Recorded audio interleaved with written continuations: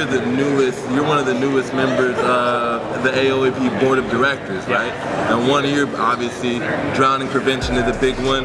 Pete, you're talking about facilities being a big problem, a big challenge. Joey, you're talking about really the classification, the category of drowning prevention as a public health issue, right? So I guess what my question is here, how do we rally people behind it? What does that look like in terms of staffing? What does that look like in terms of, the manpower to push it?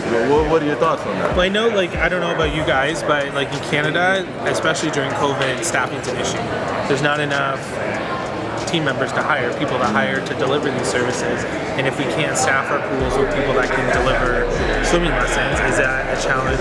It's absolutely. I mean, what we're seeing is probably potentially 50% of our workforce not available. And we have to develop them. Again, it's not Real quick, I gotta ask this. When you say not available, what types of factors are making these individuals? Because the season it was always a seasonal job, right? I was speaking to somebody who was like, dude, I've been in this industry for 50 years. It's always been seasonal.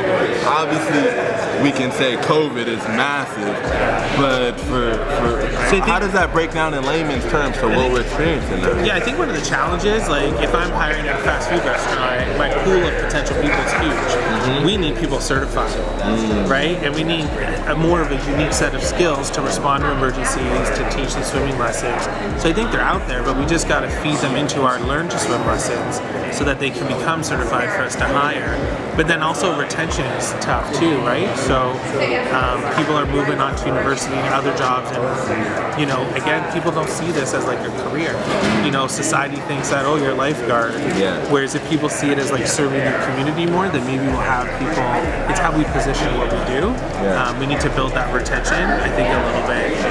I would think so. I think the biggest challenge that we're seeing from the COVID is that because high school was closed, and that's our workforce, and the club sports are closed, there was no access to the water. So everything was being done online. So what we saw is that we lost one whole school year, we lost 2 whole school years, and they're not in the water. If they're not in the water, they're not in the water with their friends talking about the summer job or talking about the lifeguard position. And so that makes it a big challenge for us, how do you reinvent or how do you get reinserted into that culture and have them understand what we do and how important it is to be a public servant that serves the community. I think those are the challenges that we're seeing right now because, again, some of the traditional methods of social media that we've used in the past, we don't now.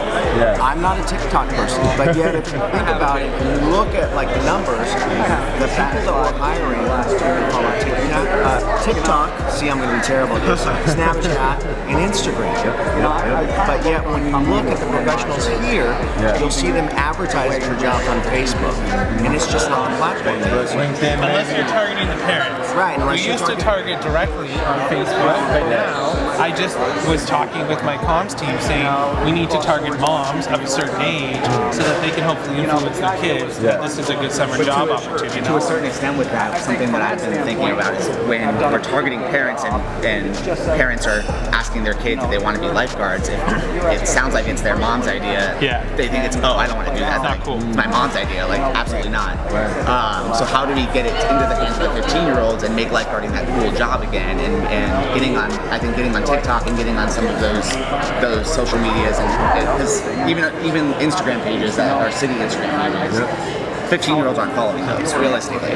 So how are we getting it into the hands of those 15-year-olds? How are they leveraging even our current staff to share it out to their friends and so that they are bringing their friends into the job? And I think a lot of cities are doing incentives with referral incentives for their friends and stuff, and I think that's a really good path for that.